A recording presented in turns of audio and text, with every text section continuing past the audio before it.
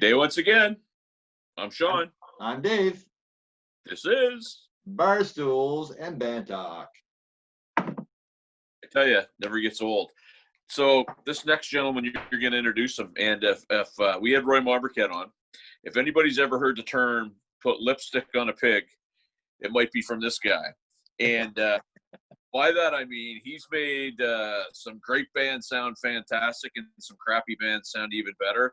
And then the lipstick on a pig part, he's made some real shitty bands sound amazing. And maybe one or two of those Dave and I were in. I don't know. But anyway, it's very possible.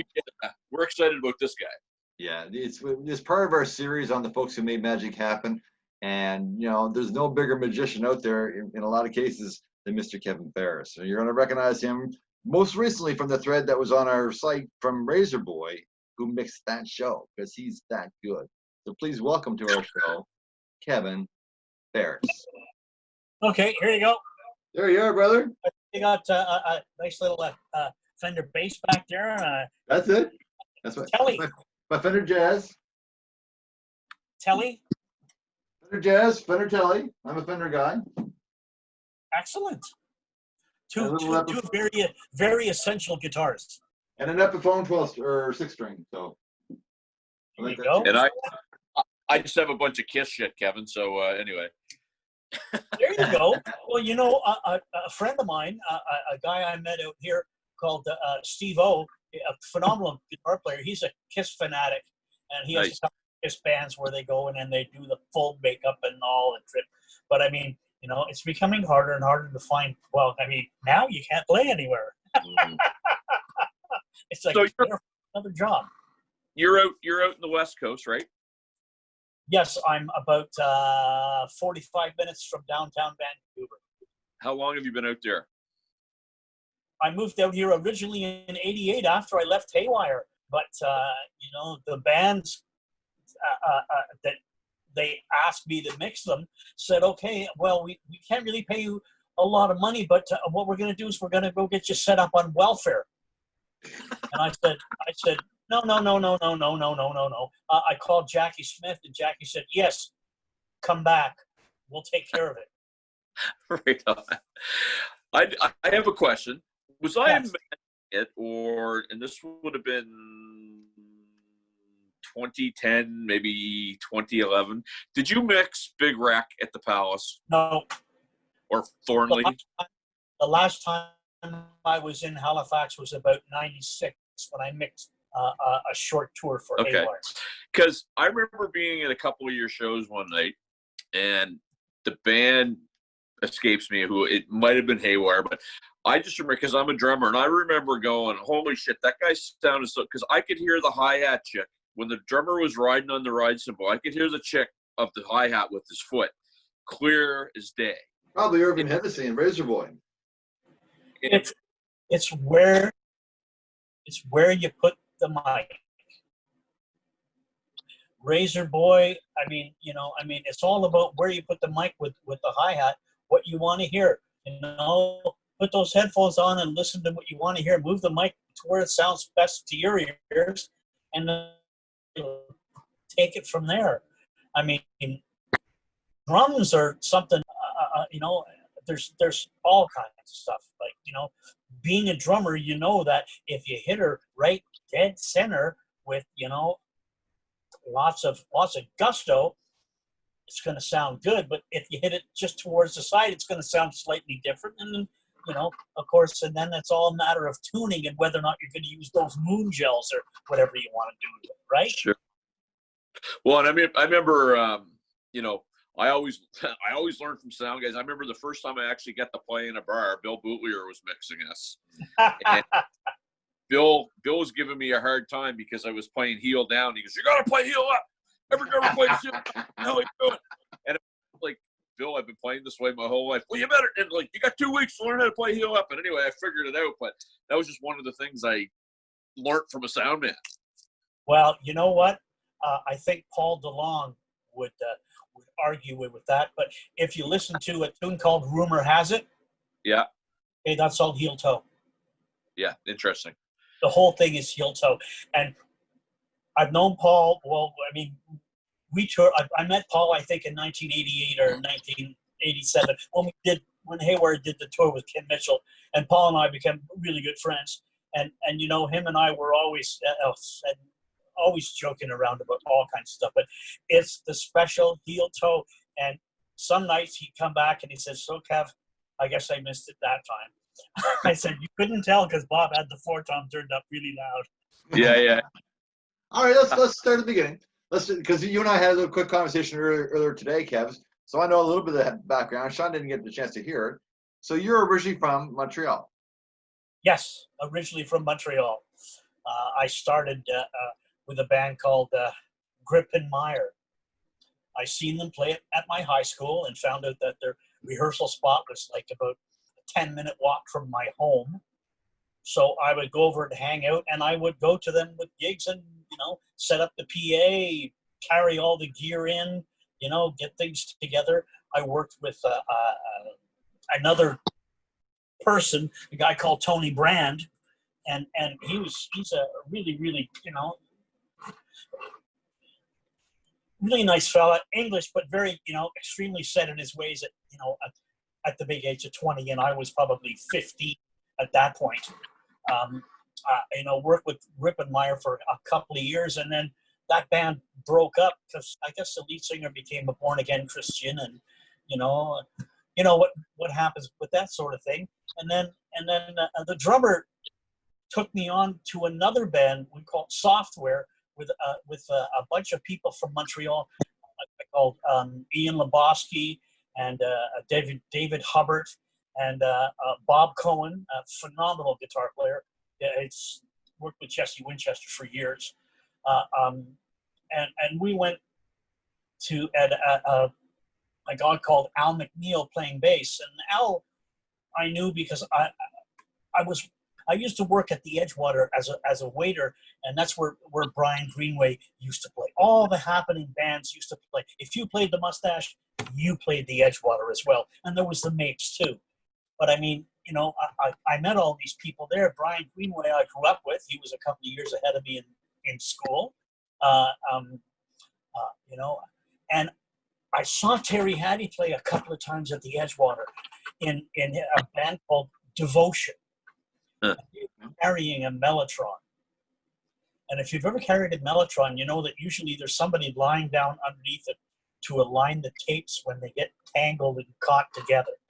But I mean, you know, you had April Wine had just moved to Montreal, and the four Hedman brothers, I didn't know it was four Hedman brothers. It was four Hedman brothers and their cousin, I think. Yeah. So the three Hedman brothers left, and they were just left with Miles and Jimmy Clench joined, and you know, they had a bunch of people, but Grip and Meyer played a bunch of gigs with April Wine. So for the first time in about, I don't know how many years, I was working with Darby, and we were doing that Can Fest. And I was standing by the side of the stage, and Brian was doing his guitar solo, and Miles came walking up to me and said, "Hey, Kevin, how you doing? How come you're standing here at the side of the stage?" I said, "Because I can't hear your guitar. I can't hear Brian's guitar, and I love the way he plays. So I came over here so I could stand and listen to the sound of it." And he, well, no, I mean, you know, look, you run the band, you tell your sound man what you want it to sound like. It's his gig, you know, it should sound good, but if you're the only guitar that you're going to hear, that's it. And by the way, the new April Wine is absolutely killer. Like, really, really good. The new bass player and drummer are devastating. Well, they've been with them 3 years, I think. But really, really, really, really good. I can't say. And Brian's just getting better and better. Of course, I've known him since 1970. So, I mean, when you really think about it, I mean, Montreal had a lot. We had a lot of stuff happening. You know, I remember roadieing for Mahogany Rush. In the old days.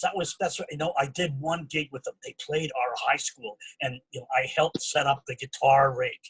You know, so I mean, at this point, it was a 15-foot horseshoe of pedals. with a couple of dual showmans and a couple of dual showman heads. You know, that was many years ago.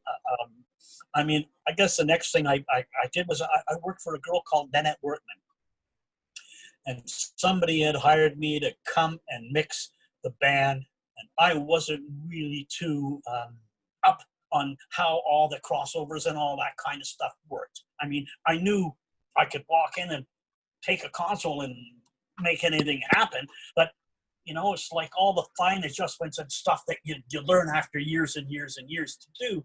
I didn't know any of this. So I went out and I did a couple of, probably 6 or 7 dates with her.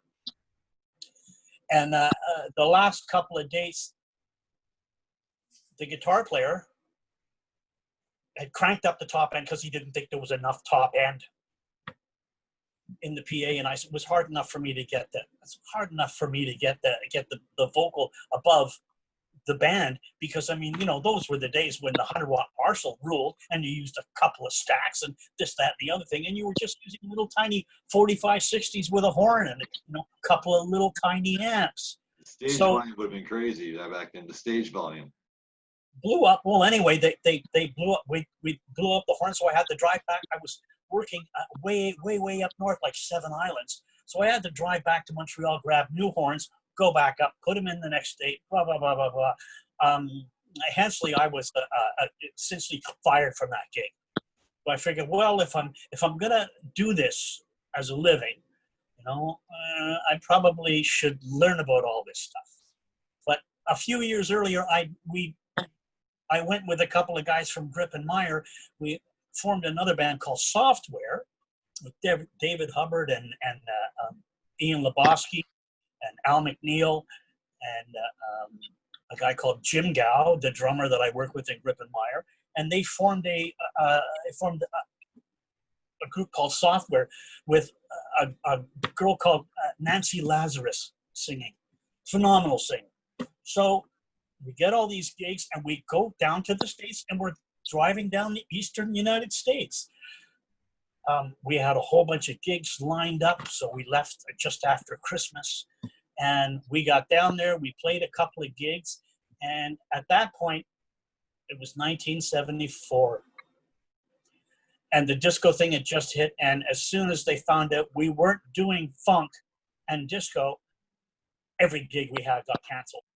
Oh, wow. So we ended up living in a friend of ours' house in Florida for 6 or 8 months. Wow. But we found a house gig at a place called the Grand Falloon, and we played there, and it was a great band. Again, another great band. Nanette had a great band. I don't know if you're familiar with a band called Moonquake, but Moonquake was a phenomenal band. 3-piece, Johnny Hagopian. What was the bass player's name? Oh, anyway, he had a couple of hits in the 70s. So I decided, after I'd done all that other stuff and had screwed up really bad, I wasn't going to screw up again. I went to work at Steve's Music, running the PA department, learning all this stuff, learning what sounded good, how to do this, what a spectrum analyzer is, how a microphone worked. You went out and you learned all this. While I was doing that, the Angry Young Ducks had lost their crew. And, the guitar player said, hey, you want to come out and do a tour of the Maritimes? I said, I'd love to. Went out, and the band was great. The Angry Young Ducks, you can say whatever you want about them, but they were a phenomenal band. They were the band who made the right choice when, the guy who took care of Rush said, hey, I'll make you a star, but you're going to have to give me 50% of everything you make for the rest of your life. And they said, well, we have other offers we want to try here. I don't think we're going to accept the first offer, so I think we're going to, But the Ducks are phenomenal. I still talk to, all of them over Facebook Messenger. The guitar player and the drummer. They're really good people and still really happening players. That's the secret to a good band, I mean, you listen to somebody like Oakley, and you can hear everything. It's they don't even need a PA. The Ducks didn't even really need a PA. They could get over everything. I mean, most of the bands, I've been really lucky. I've listened to them and said, okay, we'll join this band. Why? Well, because they're really good. I have a friend of mine who works in Asia, and he requires, at least a 36 space rack that put all his stuff in and a huge analog console. Otherwise, he can't mix. I said, well, why don't you just, shut your eyes and listen to it and do what you need to do and make it sound the way it's supposed to sound if you were standing on the stage. Oh, no, man, I need this and I need that, and I got to have all my stuff, and I got to have this and I got to have that. It's like, you don't have to have anything. All you need is a good band standing up there and playing properly. That's it. I mean, everything else, I mean, when I listened to McCann Company, I thought they were phenomenal. We started at Zapatas, was the first gig, and, it just went up from there, but it only lasted 6 months, which was the worst drag because I moved from Montreal and I was living out of a suitcase in various people's couches and stuff, couch surfing in Halifax for, 3 or 4 years. That's not nice. That, of course, Donnie and I started Zipper, and Zipper was a great band. Dave Gallant, the guy could sing like there's no tomorrow, and he's not so bad a guitar player either. Yeah, he's okay. Yeah. But I mean, Donnie could do almost anything. He was really, really good, easy guy to deal with, and we tried to get everything together. Zipper was a really happening thing, but after a while, it just, I don't know what happened around 80. I guess 81 or 80 or 81. The whole everything started to change, and for me, it's all a jumble. From 81 to 84 is all kind of a jumble because I worked with the Spoons. I worked with a band called McCarthy, two brothers from LA that were up here doing stuff, and they were really, really good.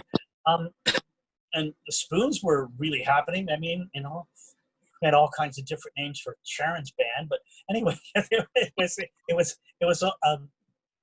was a lot of fun, and I still talk to Bill McLeod. I mean, I really wanted to get out there with Darby so I could say hello to all my friends. And Let me give Sean a little backstory here now, Kev. If I can give Sean a little backstory, because you and I had this conversation earlier. So Kevin still works with Darby Mills from the Headpins. Like he'll do tours with them from time to time, right? So he was trying to organize this tour with Darby Mills. That's in case you're wondering who he's talking about there. Well, Darby's phenomenal. I mean, I did the Headpins for 2 years in 2000. Myself and the management, or the drummer who is the management, didn't get along 100%. So I left and started doing other stuff. And of course, at which point, I mean, if you look at, I quit Haywire, I came to Vancouver, that didn't work, went back, came back here, and worked with Razor Boy. Worked with Razor Boy for a couple of years with ABI, Brad Fox. You probably know Brad Fox. We had the ABI, and Ian. Don't remember Ian's last name, but he now works for Gear Audio in Belleville or Toronto, somewhere around there. But after doing the Razor Boy thing, Dave Leger called me and said, "Hey Kev, you want to come work with Fear of Flying?" I said, "I'm going to offer you $500 a week, and we'll take care of everything else." And it's like, yeah, okay, here we go, 2-man crew, and that's it. And it was really, really good. We had a nice brand new 5-ton full of gear, and we went for it. A big old tax Scorpion, and a whole bunch of turbo cabinets, and everything worked really well with that. Till we got hooked up with Feldman. And then, of course, Feldman sent us to the Waikiki Club. We were there for 3 months, and while we were down there, a guy from a place called Chillicoot Charlie's in Anchorage heard us play and instantly wanted us to come and play. So of course we cut the deal with Chillicoot Charlie's. Hey, that's great. We're going to make $5,500 US a week for the 6 of us, and you know, you're going to guarantee us 3 months at a time. We said great. So we didn't want to talk to Feldman about it, but when Feldman finally found out about it, the offer turned into $4,250, and there was a whole bunch of other Feldman bands going up there, and we weren't making anywhere near the money we should have made. So that combined with my history with Feldman, with Ettinger, when we were running around doing all kinds of stuff, making between $6,000 and $7,000 a week, everything went to Feldman.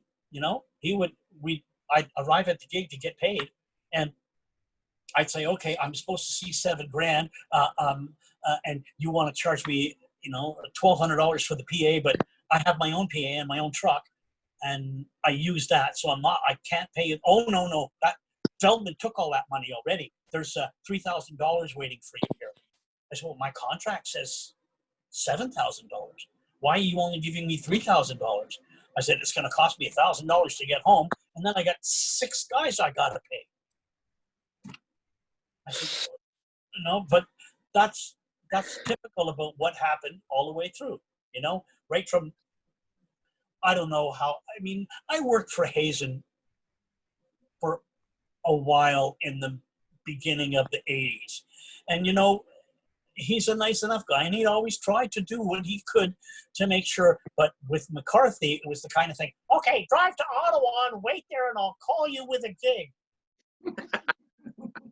I'm in St. John, New Brunswick with no money. I have to drive to Ottawa. Yeah. Hazen, I don't think we're going to be able to do that. But I mean, Oh, you're working, ain't you? You're working. Wee. Yeah. Well, I mean, it was the old, we'll do this and we'll do that. And you'll do all the work and I'll make all the money. Yeah. That was the. One thing as I'm listening to that I really love that a lot of people probably now have never experienced, but you're saying we, so it was like you were part of the band, you were part of the whole thing. It was a team. It was like, you know, crews stayed with bands and they stayed for periods of time. It wasn't like you had one sound guy this week and another sound man the next week. It was like it was a camaraderie thing. And often you guys were you did the gig. You right? did the gig. That's what Right. you were hired to do. You know, other than personality clashes, which you know from time to time happen, but there was nothing you could really do, you know. Like when I worked with Haywire, it was my wife for probably 8 years or 6 years. I knew they were going to do something, and I was trying to do my best to make them get there. I mean, you know, went through a few drummers, you know, and then Kilbride came in, and that was it. You know, we knew the Broken Toys, and they were out here doing stuff, and Sean just didn't want to. Well, the Broken Toys broke up, and then Haywire got Sean, and here we go. I mean, it's all history from there. But I mean, you know, the last couple of years that I was with them, I myself and the road manager didn't get along at all. He was my roommate, and I smoked and he didn't, and you know, I snored and he woke me up every 5 minutes. So I mean, it was kind of.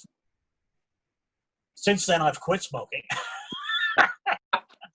Been almost 20 years now, but I mean, we do what we can. I mean, you know, I got in the business so that when the band is playing, I have goosebumps all over my arms because that's from you know, it sounding good and it being good and getting the energy from everybody.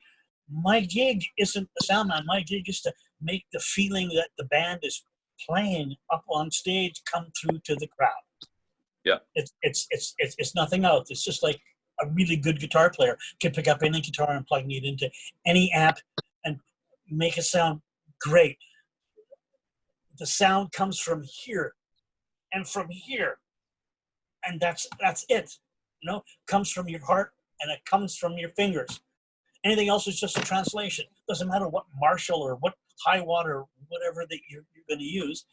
It is all based that way. Hold on, I'm talking loud. I'm going to shut my doors because I got a couple of people at work nights here.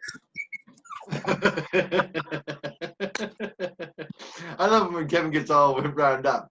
That's Wind him up, let him go. Wind him up, let him go. Well, He's not yelling though. I remember Kevin Feres yelling an awful lot. You were a bit of a yeller back in the day, weren't you, Kevin? Well, it's because nobody listened. That's the problem. And you know, I've learned after a few years of being a road manager that I'm actually lowering my voice so that people have to listen harder.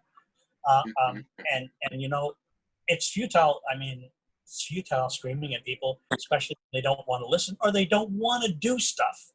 You know, the main thing for me now is I usually spend a lot of time in rehearsals. I just bought myself a little Midas console and some Midas preamps, and I just plug it all in so that we can carry our own stuff with us. So I don't have to worry about, oh, he has this console, or he has that console, or he has this, or he has that, or he doesn't have that effect, or he doesn't have this. You know, for instance, Darby uses in-ears, and she has a couple of effects that she carries in her rack.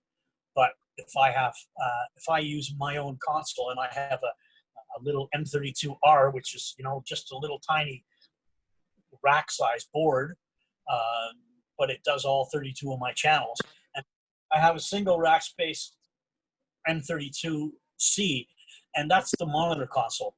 And it's got all the effects. It is basically an M32 in one rack space. So I use that for my monitors, and I have everything dialed up so that all she has to do is walk in and say, check, check. Yes, that's right. Everything's happening. Thank you. We can disappear now.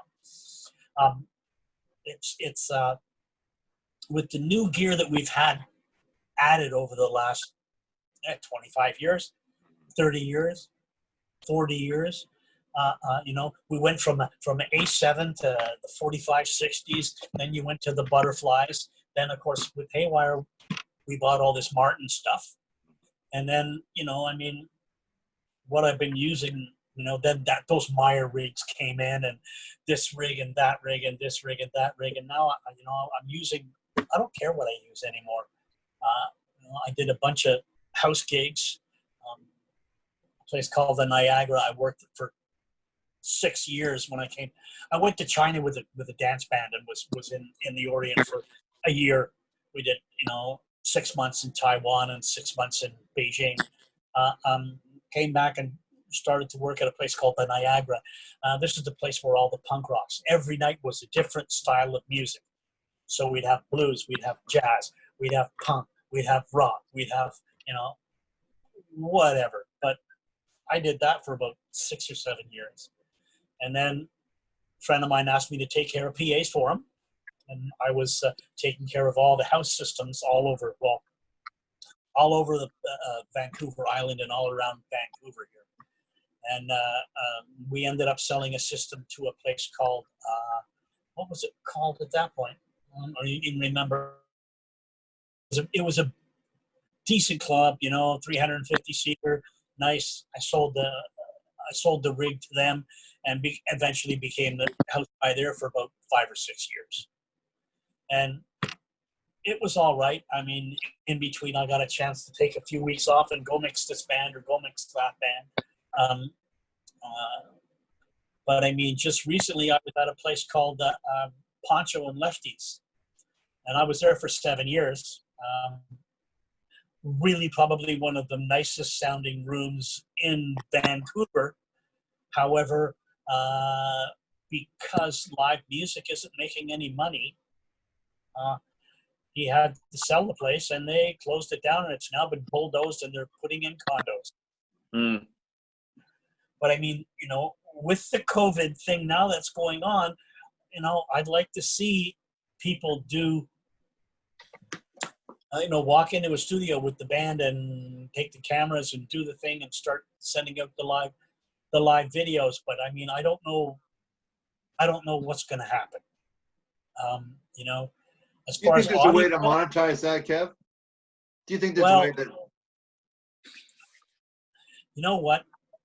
The people that are out there for the last 30 years have been so used to stealing all their music that they don't want to pay. You know, I'm just as bad. I admit that I do Don't download. admit it. You have 40 terabytes of friggin' movies.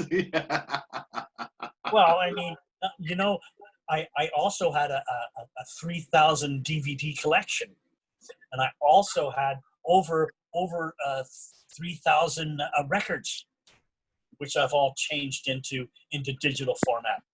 So I mean, it does make a difference changing things into digital format. I mean, I have some old tapes of Haywire, some old tapes of Ettinger, some old tapes of Fear of Flying. I mean, just stuff that I recorded on my Nakamichi, which is still working 100%. We use it to transfer a bunch of stuff over.